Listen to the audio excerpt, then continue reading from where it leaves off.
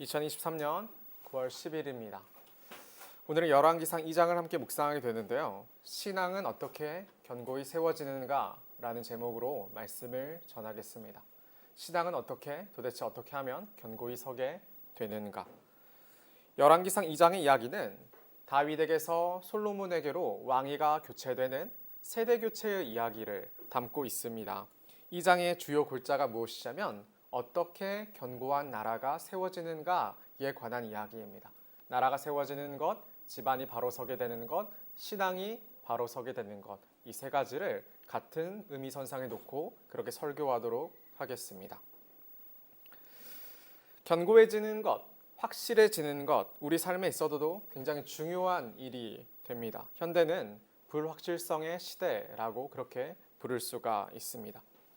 20세기의 유명한 경제학자인 갤브레이스는 불확실성의 시대라는 책에서 이와 같은 이야기를 했다고 합니다.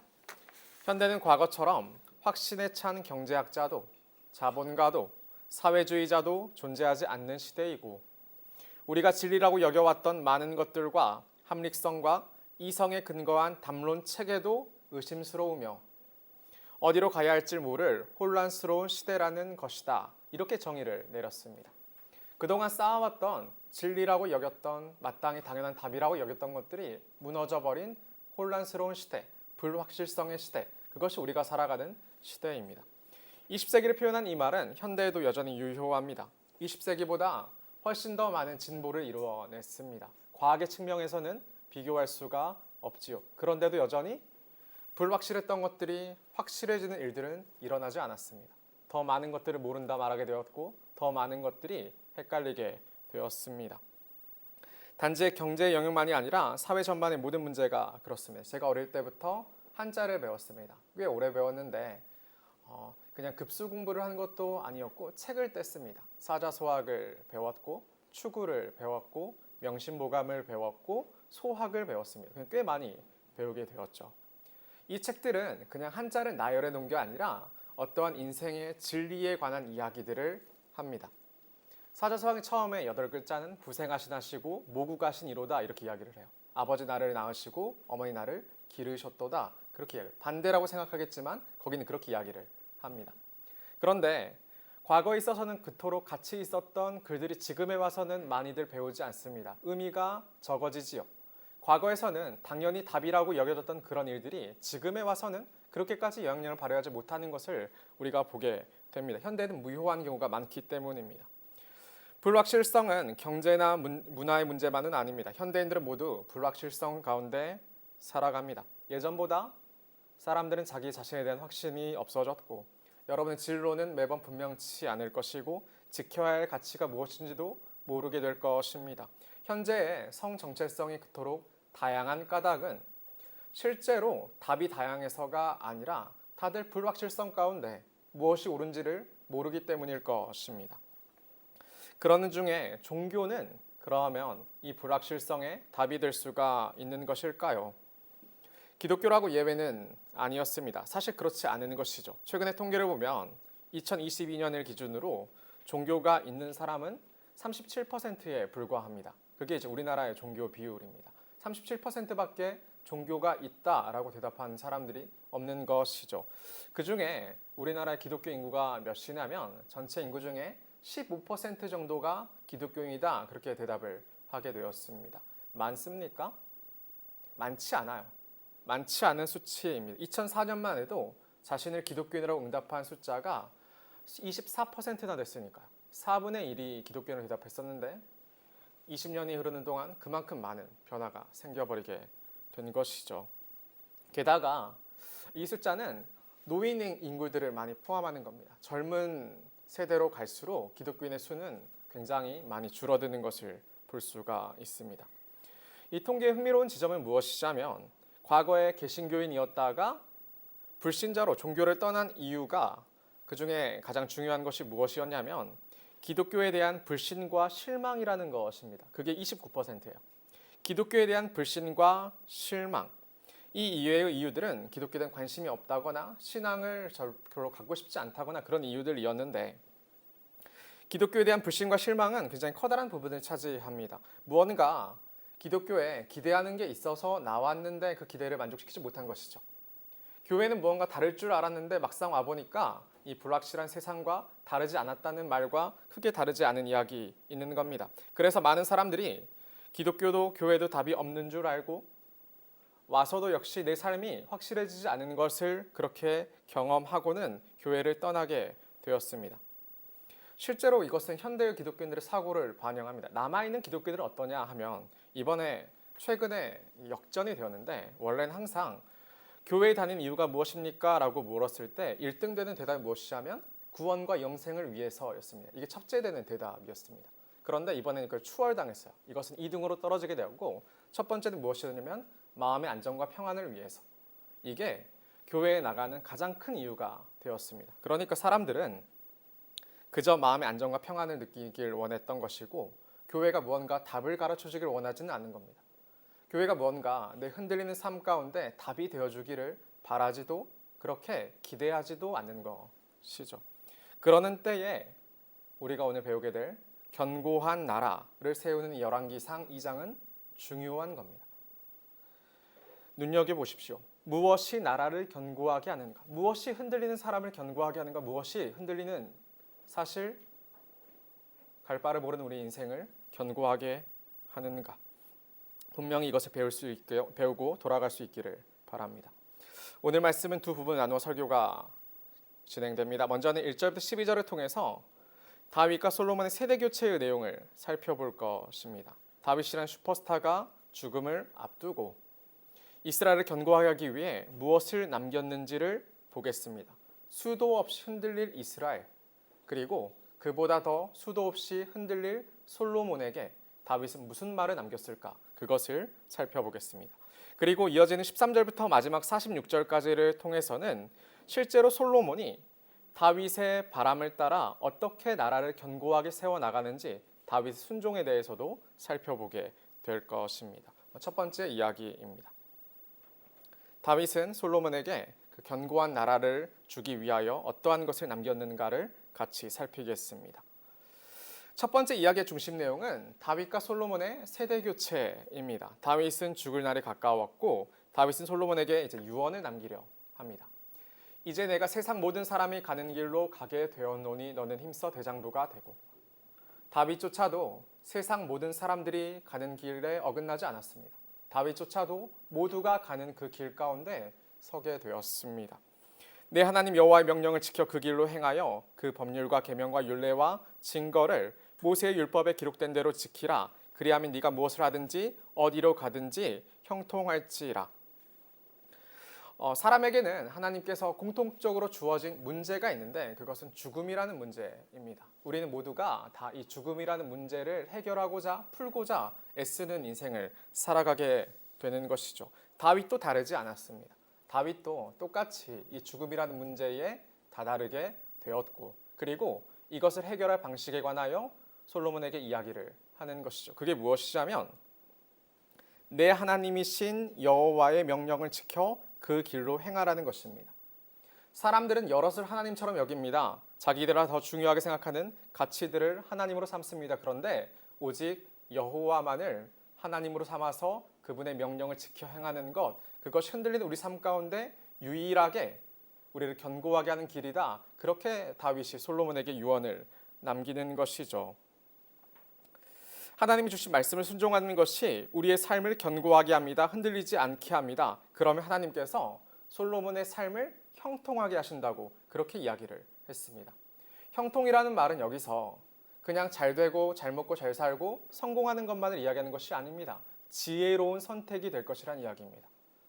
인생이 다 기복이 있어서 어떨 때는 잘 나갔다가 어떨 때는 그렇지 못할 때도 있겠고 누구는 상상도 못할 부를 소유하지만 누구는 생각만큼 일이 너무나 안 풀리는 불행한 결과를 맞을 수도 있겠지만 그럼에도 불구하고 여호와를 경외하는 모든 인생을 하나님께서는 그 인생을 형통하게 하신다, 지혜롭게 하신다 그렇게 말씀해주고 있는 것입니다.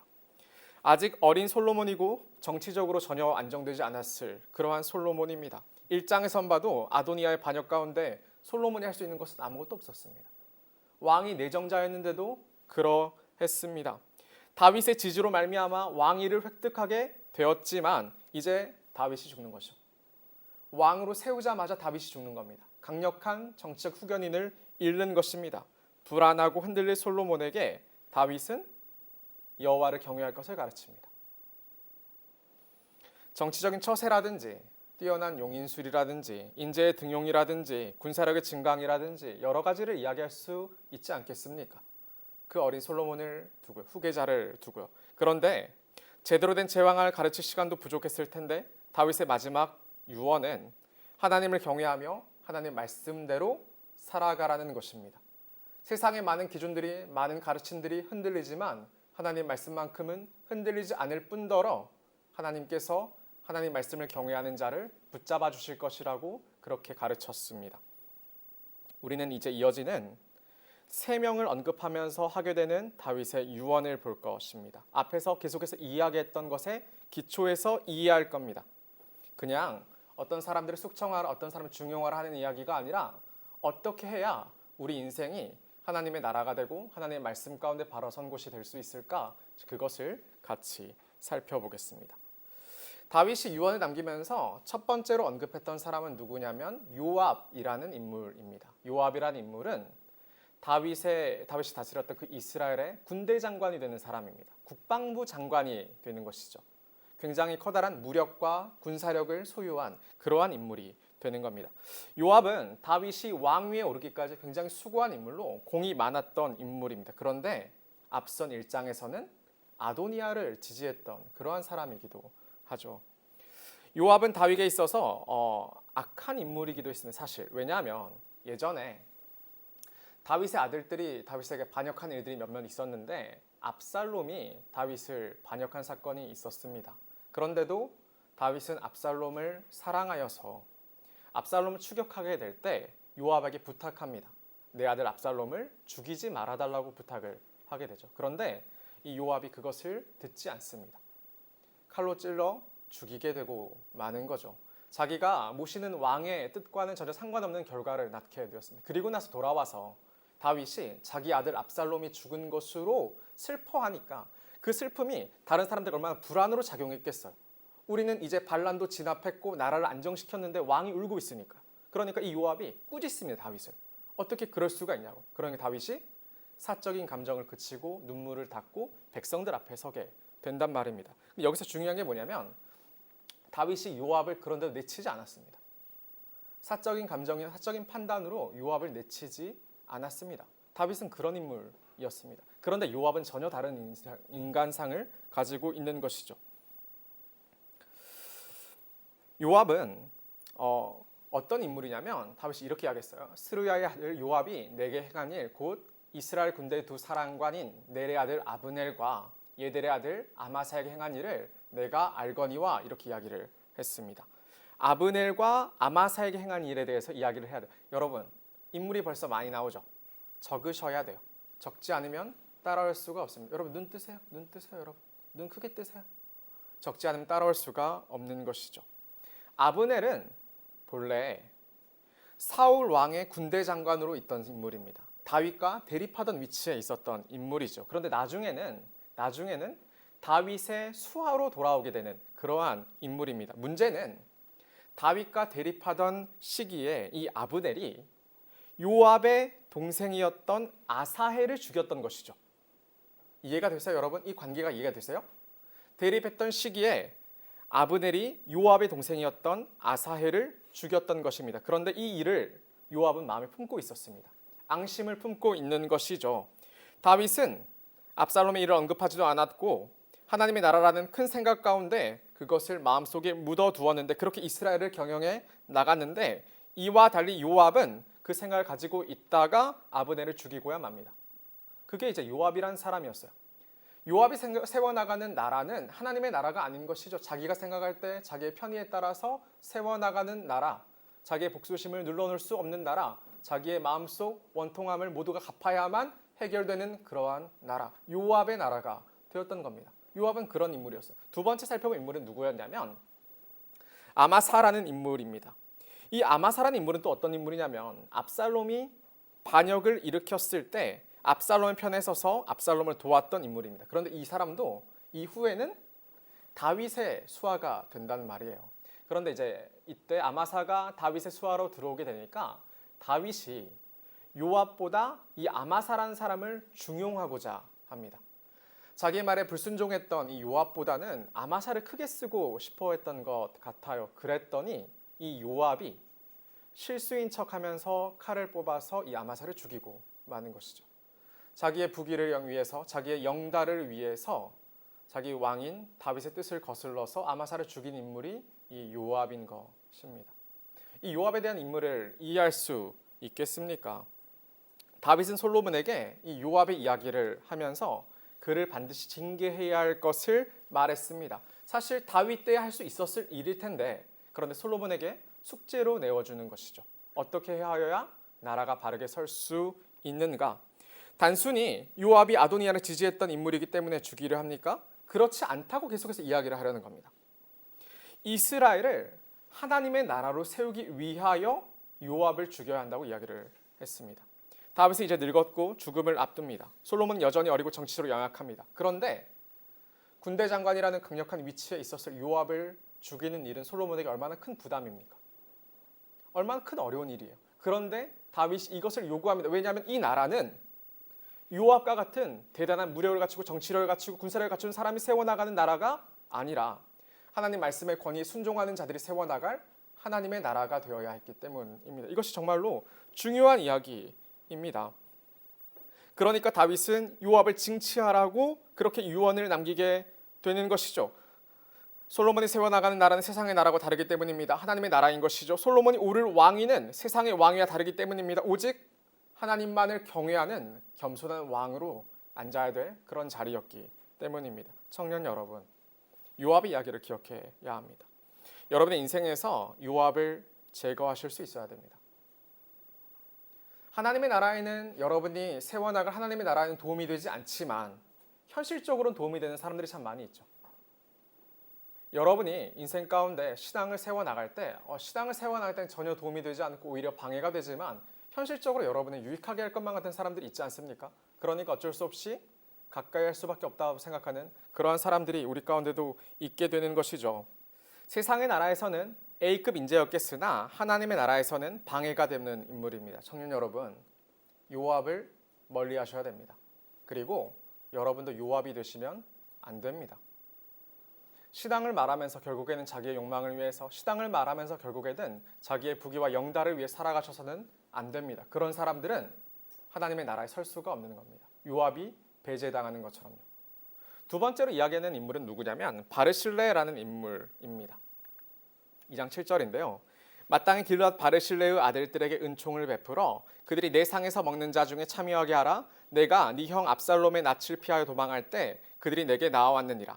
이 바르실레라는 인물도 압살롬이 반역할 때 등장했던 인물입니다. 다윗이 도망길에 오르게 되었어요. 압살롬에 쫓겨서요. 그러니까 얼마나 초라한 행색을 갖고 있었겠습니까? 그런데 이 바르실레라는 부자가 다윗과 다윗의 일행들에게 먹을 것을 제공해 줍니다. 그 위협을 무릅쓰고요. 그 당시에 압살롬을 지지하는 건 훨씬 더 유리한 일일 텐데도 불구하고 그가 이런 결정을 하는 것이죠. 자기의 재산을 풀어서 다윗과 그 가족들을 그리고 그를 따르는 신하들을 먹였던 인물이 바로 이제 이 바르실레라는 인물입니다. 그런데 또 이제 더 중요한 것은 무엇이냐면 이제 다윗이 반란을 잠재우고 다시 예루살렘으로 오르게 되는 것이죠. 다시 왕권을 확고히 해서 다시 예루살렘 오르는 길에 바르실레가 주었던 도움이 너무나 고마워서 다윗이 어떻게 이야기하냐면 함께 예루살렘을 올라가자 이야기를 하게 되는 거예요. 함께 올라가서 네가 나에게 베푼 은혜를 갚겠다고 이야기해요. 근데 바르실레가 뭐라 얘기한 줄 아세요? 아닙니다. 저는 늙었고 저를 내버려 두십시오 라고 사양합니다. 바르실레는 왜 다윗을 도왔습니까? 다윗을 도우면 무슨 콩고물이 떨어져서 그렇습니까? 아닙니다. 커다란 위협밖에 없었습니다. 다윗이 나중에 다윗을 도우면 다윗이 나중에 많은 것을 갚아주기 때문에 그랬습니까? 그런 게 아닙니다. 바르실레는 오직 하나님께서 다윗 왕을 세우셨기 때문에 다윗을 돕습니다. 그런 인물이 바르실레라는 인물입니다. 어떤 것이 약속되지 않았는데, 어떤 것이 보장되지 않았는데 그럼에도 불구하고 그 위협을 무릅쓰고 하나님 나라를 위하여 다윗 왕을 살린 인물, 그 사람이 바로 이 바르실레라는 인물입니다. 요압과는 전혀 상반되는 그러한 인물 아닙니까? 요압은 자기 욕망을 위해 왕의 명령도 어기고 아브넬과 아마사를 죽였지만 바르실레는 하나님의 나라를 위해 위협을 물었을 뿐 아니라 어떠한 대가도 바라지 않았던 그러한 놀라운 인물입니다. 그러니까 다윗은 뭘 얘기했냐면 요압을 죽이고 바르실레의 아들들을, 그 자녀들을 중용하라고 그렇게 이야기를 합니다. 이것을 솔로몬에게 가르치는 것이죠. 인생 가운데 여러분 마찬가지입니다. 여러분 어울리는 사람들도 마찬가지입니다. 도움이 될 사람을 만나는 것이 아니라 여러분의 신앙을 세워갈 사람들을 만나셔야 되는 겁니다. 정말 중요한 거예요. 그리고 여러분을 만나는 여러분의 친구들이, 여러분의 동료들이, 여러분의 교회 친구들이, 옆 사람들이 요압 같은 사람이 아니라 바르실레와 같은 사람이 될 수 있어야 되는 겁니다. 그렇게 돼야 되는 것이죠. 정말로 중요합니다. 그래야 신앙을 세울 수 있기 때문에 그렇습니다. 마지막 세 번째 인물은 누구냐면 시므이라는 인물입니다. 이 시므이를 언급하게 되었는데요. 시므이는 어떤 사람이냐면 사울 왕이 베냐민 지파 사람인데 사울 왕의 고향 사람인 것이죠. 같은 베냐민 지파에 속했던 그러한 사람입니다. 사울이 왕이었던 시절 이 시므이는 얼마나 기세가 등등했겠습니까? 그런데 사울의 자식이 베냐민 지파가 왕위를 계속해서 지속한 것이 아니라 다윗이라는 총돈내 소년이 갑자기 왕위에 오르는 그러한 상황을 맞이하게 되었습니다. 그때는 어떻게 할지 못했는데 다윗이 압살롬에게 쫓기는 상황이 되니까 이 시므이가 앞장서서 다윗을 조롱하고 비난하기 시작하는 것이죠. 이제 그때 나타나는 인물이 이 시므이라는 인물입니다. 그는 다윗의 정통성을 부정하고 싶었을 겁니다. 사울만이 온전한 왕이라고 여겼을 겁니다. 시므이가 그렇게 다윗을 조롱하고 돌을 던지니까 다윗의 신하 중에 아비새라는 인물이 어떻게 했냐면 그를 죽이겠다 이렇게 이야기를 합니다. 그는 다윗이 그것을 말려요. 왜 말리냐면 하나님께서 시므이의 입을 통해서 나를 벌하시오겠다고 생각했기 때문이에요. 조금 더 나아가면 어떤 이야기가 있었냐면 사실 그보다 앞서선 다윗이 밧세바를 강간한 사건이 있었고 그 이후에 다 벌어진 일들이니까요. 아무래도 다윗은 자기의 죄의 결과로 자기 자식들이 그러한 일들이 벌어졌다고 그 집안에 칼이 끊어지지 않는다고 이해를 했잖아요. 나단 선지자가.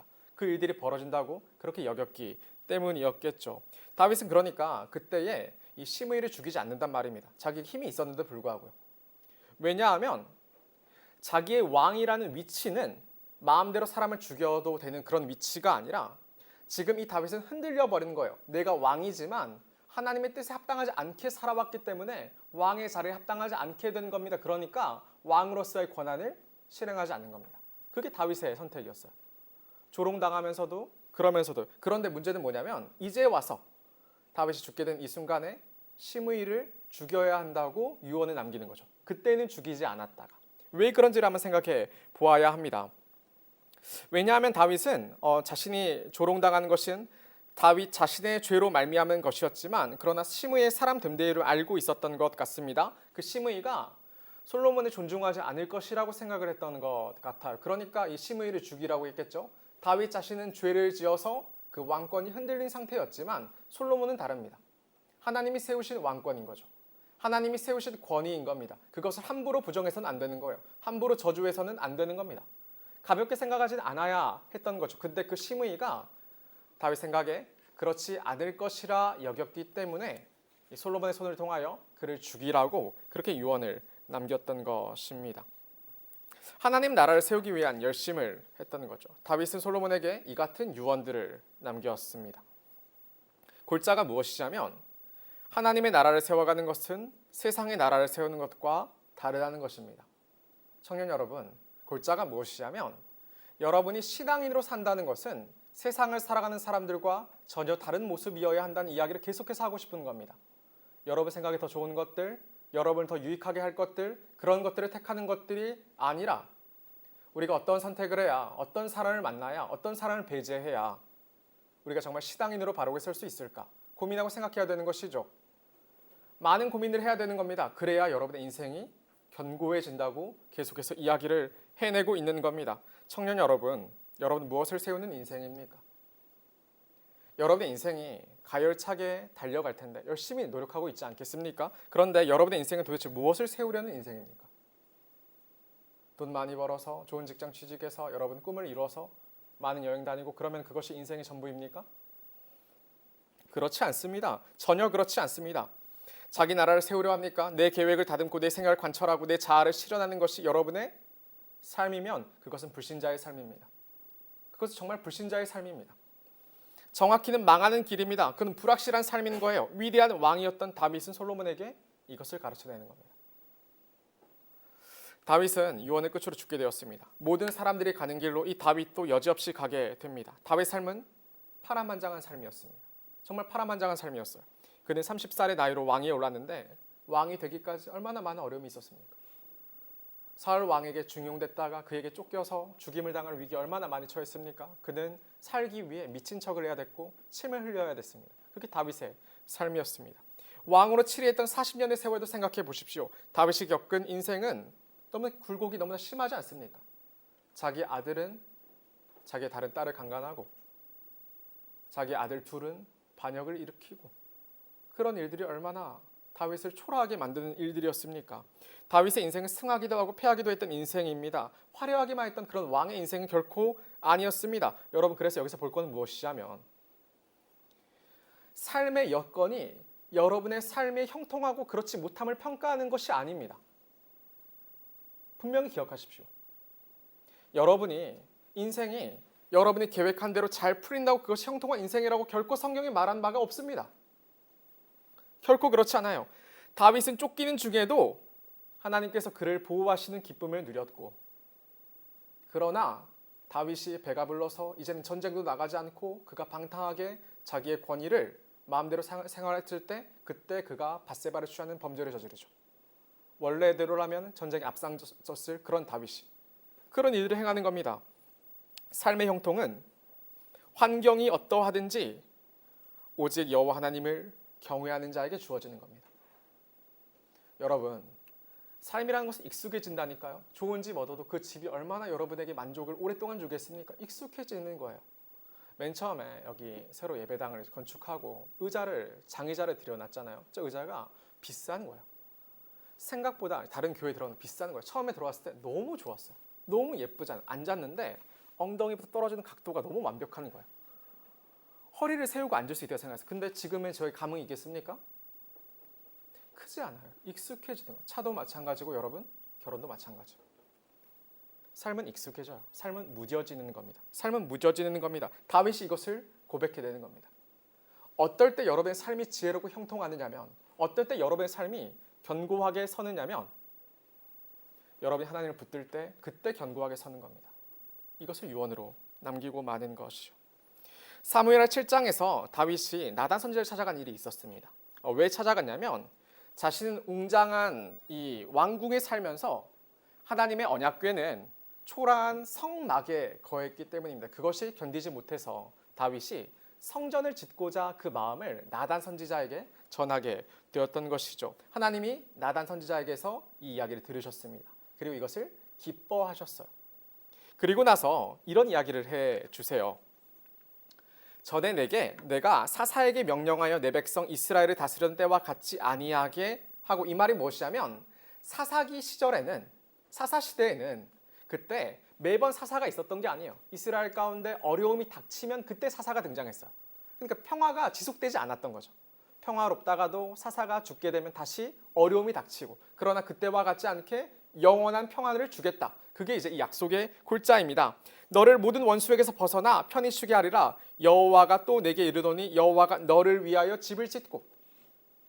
하나님이 여러분을 위해 집을 짓는다 말씀하셨으면 다윗이 여호와의 집을 짓는다고 했을 때 하나님이 어떻게 이야기를 하시자면 그럼 네 집은 내가 짓겠다, 그렇게 말씀해 주시는 겁니다. 너의 집안을, 너의 삶을, 너의 인생을 하나님이 책임지시겠다는 그런 이야기인 거죠. 다윗이 실제로 성전을 지었습니까? 못 지었습니다. 솔로몬이 짓습니다. 지을 능력도 아무것도 없는 건데 사람이 어떻게 하나님을 만족시킬 수 있습니까? 하나님이 거하실 만한 온전한 집을 사람이 어떻게 건축할 수 있겠으니, 그런데 그렇지 않은 것이요. 하나님은 그러한 다윗의 마음을 기뻐하셨습니다. 그리고 다윗의 집안을 세우시겠다 약속해 주시는 겁니다. 네 수완이 차서 네 조상들과 함께 누울 때에 내가 네 몸에서 내 씨를 내 뒤에 세워 그의 나라를 견고하게 하리라.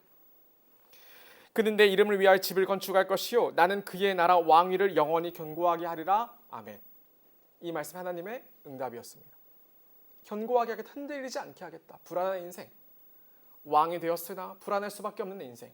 그런데 그 인생을 견고하게 하겠다고 하나님이 그렇게 다윗에게 약속해 주셨습니다. 우리가 하나님의 집을 건축할 때, 우리가 신앙을 그렇게 건축할 때 하나님 우리의 집을 지어주시는 겁니다. 청년 여러분, 이것을 붙잡고 믿으실 수 있어야 합니다. 여러분이 하나님의 집을 세울 때 하나님이 여러분의 집을 세우신다, 이것을 기억하셔야 합니다. 세상의 모든 여러분이 쌓는 성은 불확실한 것입니다. 불확실한 거예요. 성전을 건축한 솔로몬이 시편 120편 1편에서 이렇게 노래했습니다. 여호와께서 집을 세우지 아니하시면 세우는 자의 수고가 헛되며 여호와께서 성을 지키지 아니하시면 파수꾼의 깨어 있음이 헛되도다. 여호와께서 여러분의 집을 세워주지 아니하시면 여러분의 수고가 헛됩니다. 애쓰고 땀 흘리고 고민하겠지만 그것이 헛되게 될 겁니다. 여러분이 움켜진 것을 지키려고 열심히 파수하겠지만 파수꾼의 깨어 있음이 헛됩니다. 어느 순간 사라져버리는 것이. 이번에도 지진이 났더라고요. 몰랐거든요. 800명이 넘는 사람이 죽죠. 흔들리는 겁니다. 인생이라는 거. 흔들리는 겁니다. 모든 것이 헛되지만 하나님만이 참되십니다. 그리고 다윗이 죽으면서 이렇게 마치게 되는 거예요. 다윗이 이스라엘 왕이 된 30년이라 헤브론에 7년 동안 다스렸고 예루살렘에 33년 동안 다스렸더라. 솔로몬이 그의 아버지 다윗의 왕위에 앉으니 그의 나라가 심히 견고하니라. 이렇게 마치게 되는 거예요. 다윗이란 슈퍼스타가 나라를 견고하게 하는 것이 아닙니다. 여러분, 사람이 나라를 견고하게 하는 것이 아닙니다. 다윗이 죽었고 솔로몬이 왕위에 올랐으면 그 나라는 흔들려야 옳습니다. 그런데 사람을 의지해서 나라가 견고해지는 것이 아니라고 했습니다. 그게 아닌 것이죠. 우리의 삶은 마찬가지인 거예요. 청년 여러분, 교회를 판단할 때 이 교회는 좋은 목사님이 있어, 이 교회는 좋은 성도들이 있어 이야기할 수 있습니다. 근데 그건 다 껍데기인 거예요. 여러분이 하나님을 의지하셔야 되는 거예요. 이게 정말로 중요해요. 많은 봉사할 수 있고 많은 예배 참석할 수 있고 많은 것들 할 수 있지만 공부도 많이 할 수 있지만 여러분이 하나님을 의지하셔야 됩니다. 그때 하나님이 여러분의 삶에 개입하셔서 여러분의 삶을 책임지시는 것을, 견고히 하시는 것을 경험하게 되는 겁니다. 삶이 흔들려도 마음이 견고하고 삶이 어쩌면 온전하지 못한 것 같아도 형통함을 경험하는 겁니다. 그게 하나님의 약속하신 그 복이 되는 겁니다. 두 번째 이야기를 해야 합니다. 그러면 이 유언을 들은 솔로몬은 어떻게 반응했을까? 이제 그 솔로몬의 순종에 관해서 보겠습니다. 솔로몬이 얼마나 다윗의 유언에 충실했는지를 보아야 하는 이 본문인데요. 13절부터 마지막 46절이죠. 13절의 시작은 무엇이냐면 또다시 아도니아가 등장을 합니다. 아도니아가 누구를 찾아오냐면 밧세바를 찾아오게 되는 것이죠. 아도니아는 밧세바를 찾아왔고 밧세바를 통해 솔로몬 왕에 부탁하기를 다윗 왕이 늙어서 몸에 체온이 떨어지니까 아비삭이라는 여자를 데려오잖아요. 근데 그 아비삭을 자기에게 달라는 요청을 하게 됩니다. 밧세바는 이 말을 수용해요. 들어줍니다. 왜 그랬을까요? 밧세바는 성경에 나오는데 계속해서 이야기하지만 현명한 여인은 결코 아닙니다. 밧세바는 솔로몬을 위해서 그러한 선택을 했을 겁니다. 아도니아가 찾아와서 밧세바가 이렇게 이야기를 했습니다. 그가 이르되 당신도 아시는 바 이거니와 이 왕위는 내 것이었고 온 이스라엘은 다 얼굴을 내게로 향하여 왕으로 삼으려 하였는데 내가 왕으로 마땅한데 내가 왕이 될 힘이 있는데 많은 사람들이 내가 왕으로 인정을 받았는데 그런데 여호와께서 솔로몬에게 이 왕위를 넘겼기 때문에 자신은 이것을 양보하는 것이다. 그런 이야기를 하는 거예요. 모든 조건이, 모든 힘이, 모든 능력이, 모든 인기가 다 내가 왕이 되기를 향했는데 그런데도 불구하고 오직 여호와의 뜻으로 솔로몬이 왕이 되었다 이야기를 하는 겁니다. 조금만 생각해 보면은 밧세바는 이 말 중에 가장 중요한 것은 여호와께 솔로몬을 왕으로 삼으셨다 이것이어야 합니다. 근데 그렇지 않아요. 밧세바의 중점은 그 앞에 가 있는 겁니다. 다윗이 죽었어요. 정치적 후견인이 별로 없는 상황이죠. 솔로몬은 어려요. 대단치 못한 인물이었을 수 있는 것이죠. 그 불안함을 해소하기 위해서 밧세바는 이와 같은 약속을 해버리는 겁니다. 아비삭을 너에게 주겠다. 내가 솔로몬의 왕에게 나아가서 너에게 아비삭을 주라고 이야기를 하겠다. 이것은 어리석은 생각이에요. 이것은 선을 넘는 요구입니다. 사실은요. 앞서 다윗의 셋째 왕자이자 아도니아의 형이었던 압살롬이 반역을 일으키고 성공을 하죠. 그랬을 때에 다윗은 자기 후궁들을 다 데려가지 못하고 성에 남겨두게 되는데 다윗이요. 그때 다윗의 성을 차지한 압살롬이 다윗의 후궁들을 밖에서 강간하는 일들이 벌어지게 됩니다. 두 가지예요. 첫 번째는 내가 다윗 왕보다 강하다는 것을 과시하기 위함이었고, 두 번째는 다윗 왕의 모든 것을 내가 소유한다는 그런 개념 때문에 그랬습니다. 이제 그런 일들을 하는 것이죠. 그러니까 아도니아의 아비삭을 달라한 일은 가벼운 일이 아닌 거예요. 그는 자기의 정치력을 과시하고 싶었던 거죠. 언제든지 제기할 수 있을 만한 자기가 힘이 있다는 것을 과시하고 싶었던 겁니다. 그리고 밧세바는 이것이 두려운 거예요. 그러니 솔로몬이 나아가서 이런 부탁을, 청탁을 올린단 말입니다. 참 재밌지 않습니까? 참 재밌는 이야기죠. 청년 여러분, 나라를 세우는 분은 누구십니까? 하나님이시죠. 몇 번이고 고백하지 않습니까? 몇 번이고 제가 여러분에게 요구했지 않습니까? 이것에 대답하기를. 그런데 아도니아를 제거했는데 어느 순간 다시 내 삶에 아도니아가 들어오는 것이죠. 신앙을 갖겠다고 여러분이 다짐을 했고 세례를 받았는데 어느 순간 그때 다 같이 하나님 앞에 선언했는데, 신앙의 길을 걷겠다고 선언했는데 어느 순간 내 삶에 다시 아도니아가 두려워지기 시작하는 겁니다. 그러니까 그의 요구를 수용할 수밖에 없는 거예요. 그게 여기 나타나는 이야기예요. 아비삭을 그에게 주어야 한다는 그 요청이요. 하나님만이 나라를 견고하게 하십니다. 하나님만이 인생을 견고하게 하십니다. 그런데 아도니아에 의해서 밧세바가 흔들려 버리고 만 것이죠. 그 생각이요. 하나님만이 나라를 견고하게 하는 그 생각들이요. 불안이 싹트게 된 것이죠. 밧세바가 이 요구를 가지고 솔로몬 앞에 나아갑니다. 솔로몬은 자기 어머니 극진에서 왕의 자리에서 내려와서 자기 어머니에게 절을 합니다. 그리고 나서 다시 왕좌에 앉아요. 그리고 그 어머니를 자기 오른편에, 자기 가장 귀중한 편에 앉히게 됩니다. 얼마나 그 어머니를 귀하게 대접했는지를 볼 수가 있는 겁니다. 뭐라고 이야기하냐면 밧세바가 이것을 꼭 거절하지 말아달라 이야기를 하니까 솔로몬이 거절하지 않겠다 하고 이제 그 이야기를 시작하는 거예요. 아비삭을 아도니아에게 주면 좋겠다. 그 이야기를 하는 겁니다. 솔로몬이 이것에서 굉장히 크게 화를 냅니다. 솔로몬 왕이 그의 어머니에게 대답하여 이르되 어찌하여 아도니아를 위하여 수뎀 여자 아비삭을 구하시나이까? 그는 나의 형이오니 그를 위하여 왕권도 구하옵소서.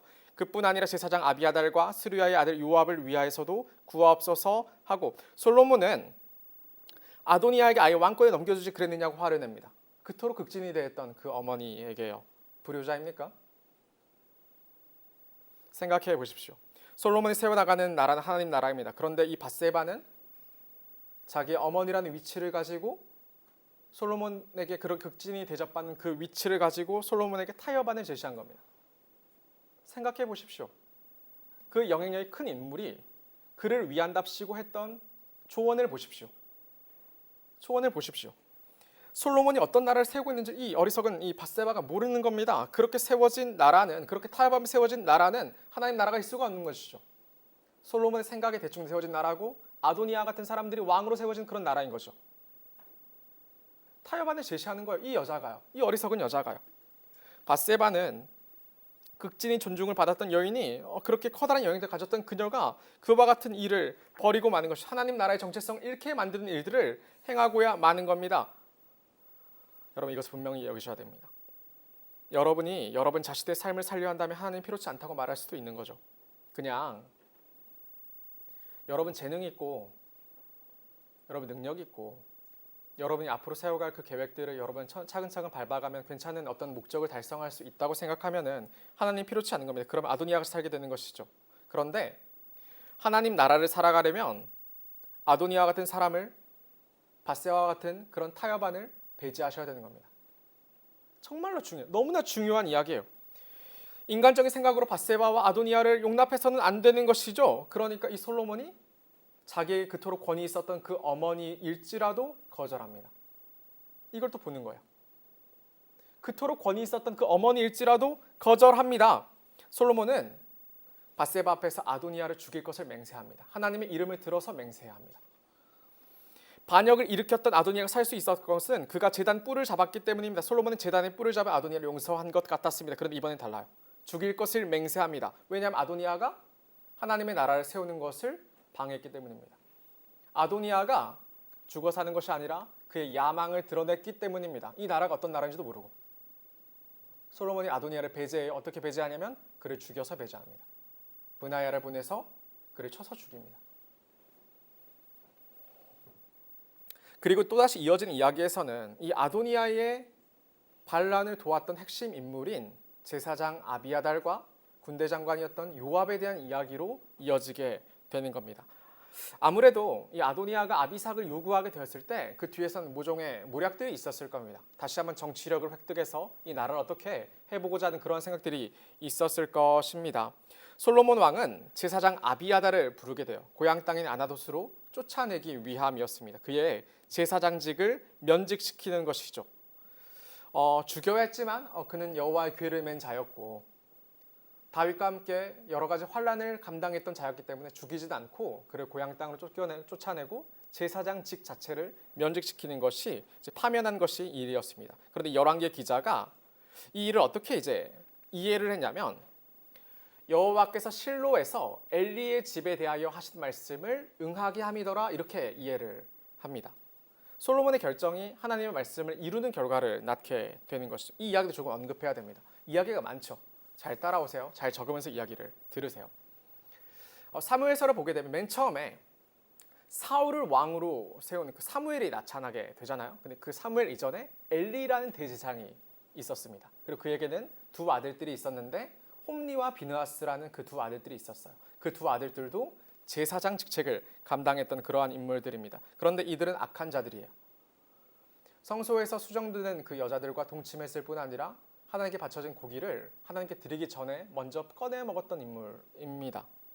문제는 엘리가 이것을 알았는데도 그들에게 크게 혼을 내지 않았다는 겁니다. 말로만 하고 그것을 더 이상 징계하지 않았습니다. 하나님은 이것을 이렇게 이야기하셨어요.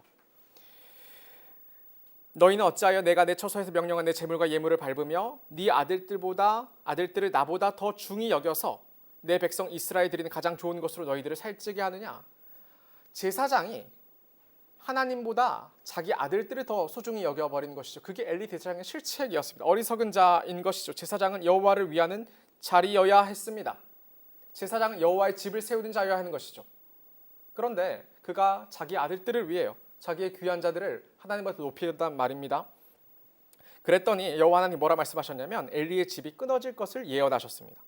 더는 엘리의 집안이 하나님을 섬기지 못한다고 말씀하셨습니다. 나를 존중히 여기는 자를 내가 존중히 여기고 나를 멸시하는 자를 내가 경멸하리라 라고 말씀하신 하나님의 말씀을 기억해 보십시오.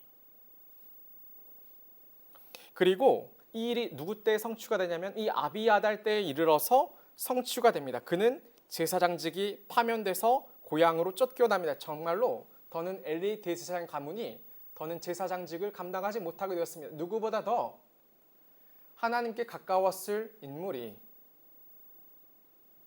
더는 하나님 곁에 서지 못하는 그 결과를 얻게 되는 겁니다. 여러분 보십시오. 여러분 생각해 보십시오. 이 일이 얼마나 커다란 것인지를 생각해 보십시오. 여러분은 많은 대부분의 사람들 모태시당이에요. 그러니까 여러분의 많은 기회가 있죠. 당연히 여호와 곁에 서서 당연히 여호와께 예배드리고 당연히 여호와를 섬길 수 있다고 생각하는 자들 아닙니까? 그런데 엘리가 하나님보다 귀하게 여기는 것들이 그 아들들도 귀하게 여겼더니 그가 제사장직을 쫓겨납니다. 그게 이 아비아달 때 성취가 돼요. 이 아비아달 때요. 엘리가 하나님보다 자기 아들들을 귀하게 여긴 것처럼 아비아달이 하나님의 말씀보다 자기의 부귀와 영달을 따라 솔로몬이 아닌 아도니아를 지지했던 것처럼 그 선택의 결과는 두려운 것입니다. 그때는 그 선택이 최선이었겠죠. 그가 생각하기에. 근데 그 선택의 결과는 두려운 것이 이것을 기억하십시오. 하나님께 버려집니다. 그리고 이렇게 아도니아가 죽은 것과 아비아달이 면직되어 쫓겨나는 것을 요압이 듣게 되는 겁니다. 앞서서 다윗이 요압에 대해서 요한을 남겼죠. 요압은 아도니아가 과거에 살아남았던 방식을 다시 사용했는데 무엇이냐면 제단에 올라가서 그 뿔을 붙잡는 방식이었습니다. 그러니까 브나야가 요압을 죽이러 갔다가 다시 되돌아와요. 감히 제단을 더럽힐 수가 없었던 것이죠. 제단에는 우리가 레위기나 민수기를 보게 되면 얼마나 깨끗한 짐승만 올라갈 수 있었습니까? 하나님께 바치는 것이니까. 그런데 더러운 피를 뿌릴 수 없었던 것이죠. 요압은 이것을 알고 있었고 그 제단 뿔을 붙잡고 있는 겁니다. 여기서는 감히 나를 함부로 죽이지 못할 거라고 생각을 했기 때문이에요.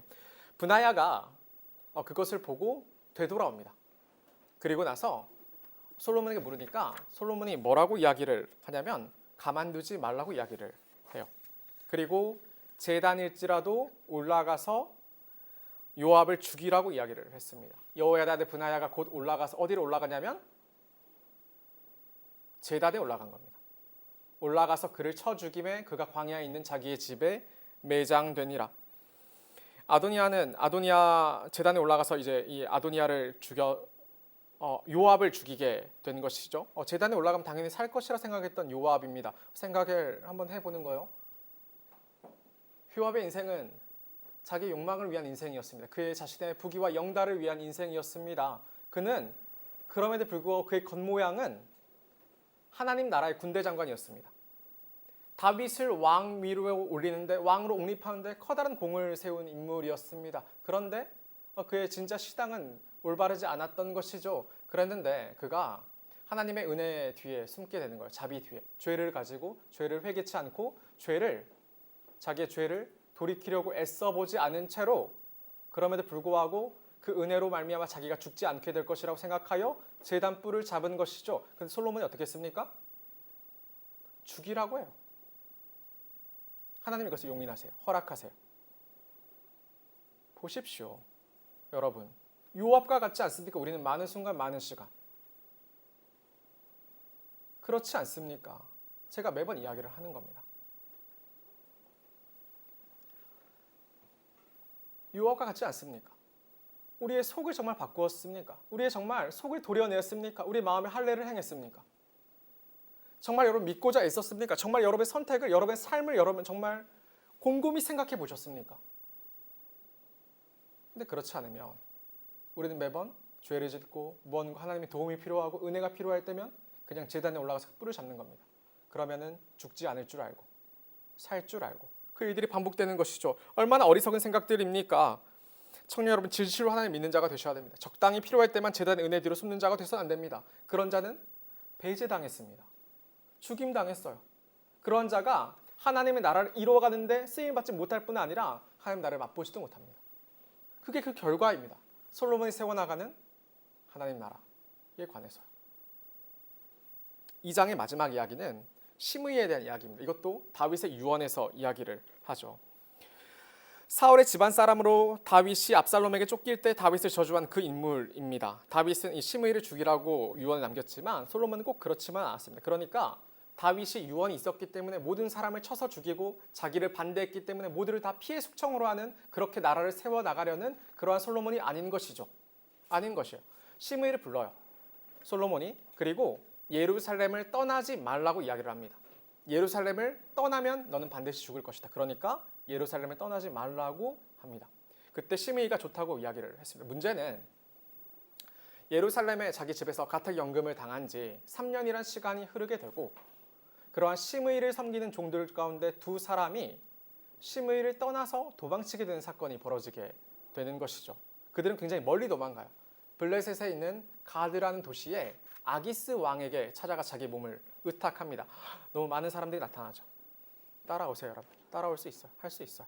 그런데 이 시므이가 3년이라는 시간이 흘렀으니까 어느 정도 솔로몬의 말이 희석이 되었는지 그가 길을 떠나게 되는 거예요.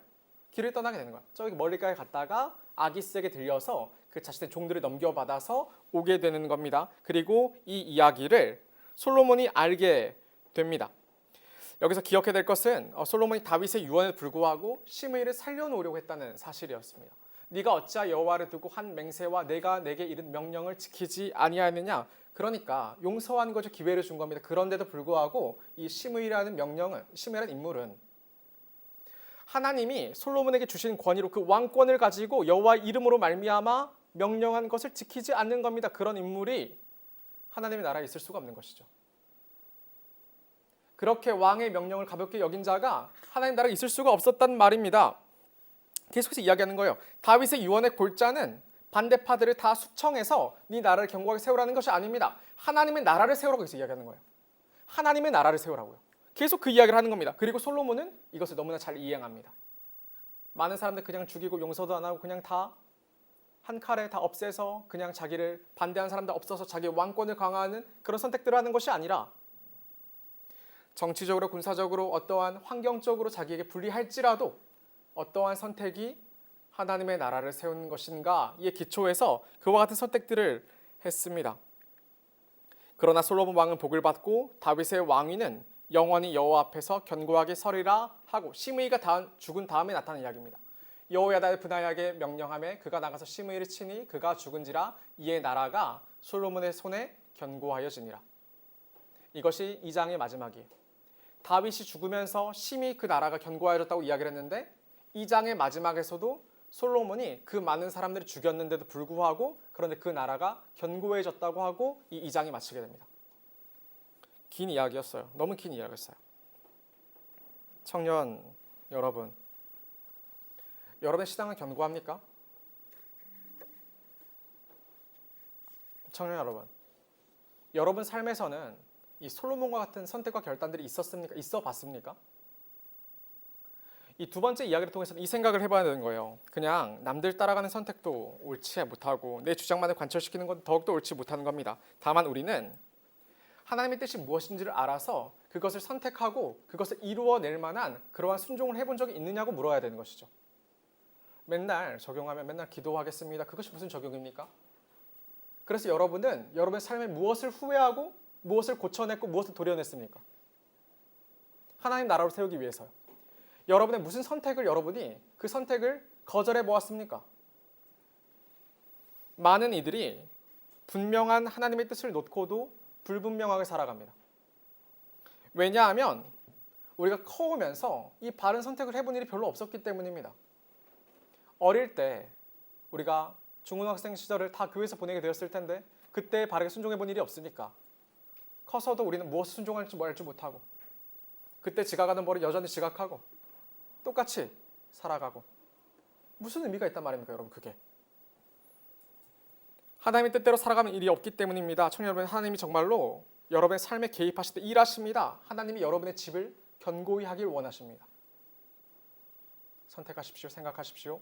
그리고 그 결과로 이에 나라가 여러분의 손에 견고하여지니라 라고 마무리되어야 되는 것이죠. 여러분의 시당이요. 말씀 정리하겠습니다. 청년 여러분, 시계를 놨는데 시계가 가려져 있어서 시간 조절을 못한 거예요. 시계 가려져 있었기 때문에. 말씀 정리하겠습니다. 우리는 세대 교체의 장면을 보았습니다. 다윗이라는 위대한 왕이 죽었습니다. 나라가 흔들리는 게 당연한 거예요. 나라가 흔들리는 게 너무나 당연한 것 아닙니까? 솔로몬의 가장 든든한 후견이 죽었습니다. 그러니까 이 솔로몬의 왕위가 솔로몬의 모든 삶이 흔들려 하는 것이 불안해야 되는 것이 옳지 않습니까? 그런데 오히려 다윗의 말년에 불안했던 나라가 솔로몬 때에 대해서는 더욱 견고해졌다는 기록을 마주하게 되었습니다. 왜 그랬냐면 더 군사력이 막강해지고 더 정치력이 뛰어나지고 더 좋은 집에 더 좋은 진로에 여러분의 꿈을 이루어서가 아닙니다. 그래서가 결코 아닙니다. 하나님을 경외하는 모습들이 다윗에게 있었고 다윗이 그것을 가르쳤기 때문입니다. 그리고 그것을 솔로몬이 순종했기 때문입니다. 순종했다고요. 그냥 듣고 고개를 끄덕이 끝난 것이 아니라 순종했으니까. 다윗은 죽음을 앞두고 가장 귀한 것 솔로몬에게 남깁니다. 하나님을 경외하는 모습이에요. 하나님을 경외하는 모습이 그 모습이 하나님께서 그것을 귀히 여기시고 나라를 견고하게 하신다고 그렇게 가르쳤습니다. 우리가 이것을 남겨야 되는 것이죠. 우리 후배들에게, 우리 동료들에게, 우리 자녀들에게 그렇게 남겨야 되는 거예요.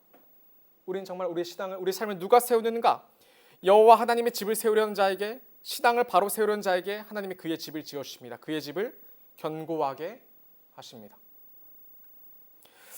솔로몬의 순종을 보았습니다. 솔로몬은 지혜롭게 판단합니다. 솔로몬은 주변에 흔들리지 않죠.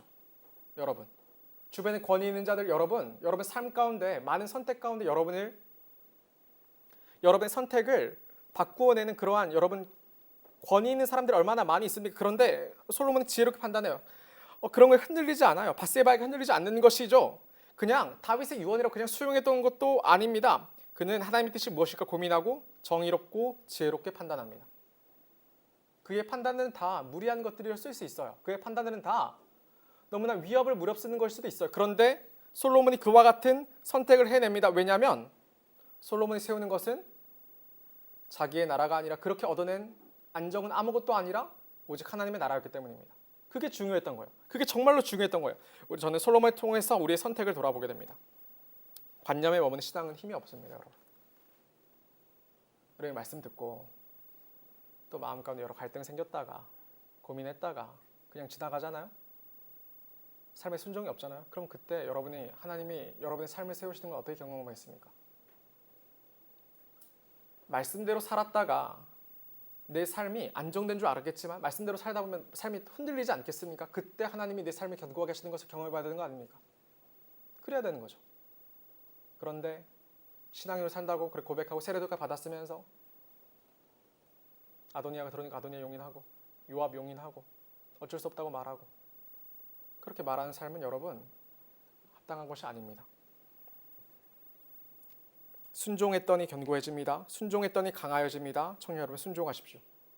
정말 바르게 지혜롭게 선택하십시오. 무엇에도 흔들리지 말고 하나님 바라보며 하나님의 집을 지으십시오. 저 여러분 모두가 하나님을 경험하는 삶이 되기를 간절히 바랍니다.